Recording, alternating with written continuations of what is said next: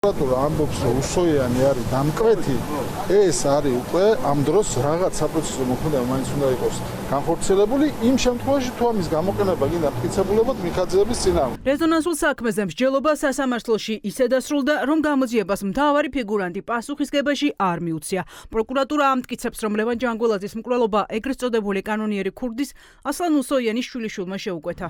ითქვა მოტივიც პროკურორის მტკიცებით უსოიანს ლევან ჯანგველაძის მიმართ პირადი ინტერესი ჰქონდა, რადგან სჯეროდა, რომ ბაბუის მკვლელობაში ჯანგველაძეების ხელი ერია. დღეს წარმოუდგენელი იქნა სქემა, რომლის მიხედვითაც უსოიან და მეორე ითქვა დღეს მნიშვნელოვანია, რომ ფარცხალაძე არის ის პირი, რომელიც ინფორმაციას აწვდიდა მიხაძეებს, რომელსაც მიხაძეები გადასცემდა. ესეც პირველად ითქვა, მაგრამ საქმეში არ არის არც ერთი მტკიცებულება.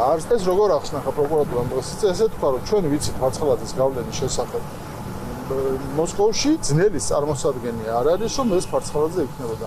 ასეთ მტკიცებულებაზე და შეიძლება დაეყნოს განაჩენი, რომელიც უვადო თავისუფლებას აკვეთა. გამოძიების ვერსიით ირაკლი უსოიანი ლევან ჯანგველაძესთან ბიზნეს დაპირისპირებაში მყოფ ოთარ ფარცხალაძეს და მიხაძეებს დაუკავშირდა და მკვლელობა შეუკვეთა. პროკურორის თქმით, ამ ყველაფერს ასაბუთებს მტკიცებულებები, მათ შორის პოლიციელ რომიკო გოგიაშვილის ჩვენება. ისმის კითხვა, მაშინ რა უშლიდა ხელს გამოძიებას საქმე აღეძრა უსოიანის წინააღმდეგ. პროკურორი ამბობს, რომ ამისთვის მხოლოდ პოლიციელის პატაკი საკმარისი მტკიცებულება ვერ იქნებოდა. საბრალდებო უწყების წარმომადგენელმა არ გამორიცხა, რომ უახლოეს მომავალში უსოიანის წინააღმდეგ საგამოძიებო მოქმედებები დაიწყოს.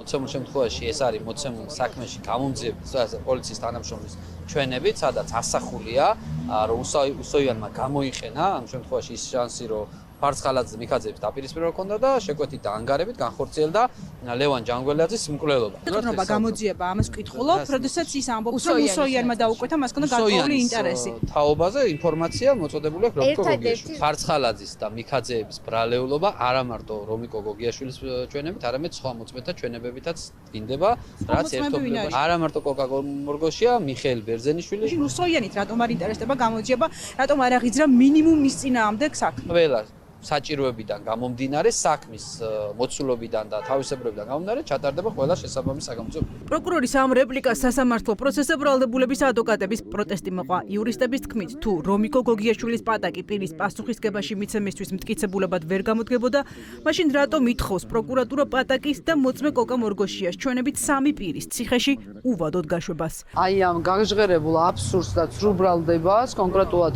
გიორგი კვარაცხელიას მკვლელობასთან დაკავშირებით, რომელიც მოხდა 11 წლის უკან, ანუ 2015 წელს, ჯერ ხოს არანაირი კვეთა გიორგი ჯოხაძეს არ ქონია, გიორგი კვარაცხელიასთან და გარდა ამისა, მე წარმოვადგინე მტკიცებულება, ეს არის გიორგი ჯოხაძის განაჩენი, როდესაც გიორგი ჯოხაძე 2013 წლიდან 2016 წლის ჩათვლით იხდიდა საჯელს პენიტენციურ დაწესებულებაში. გასული წლის ყველაზე გახმაურებულ საქმეზე საქალაქო სასამართლოში დღეს ბოლოს ხტომა ჩატარდა. ლევან ჯანგველაძის მკვლელობის საქმის სამი ბრალდებულიდან საბრალდებო სკამზე მხოლოდ ერთი, გიორგი მიხაძეს და მოსამართლის ვერდიქტს დარბაზში 6 მაისს დაელოდება.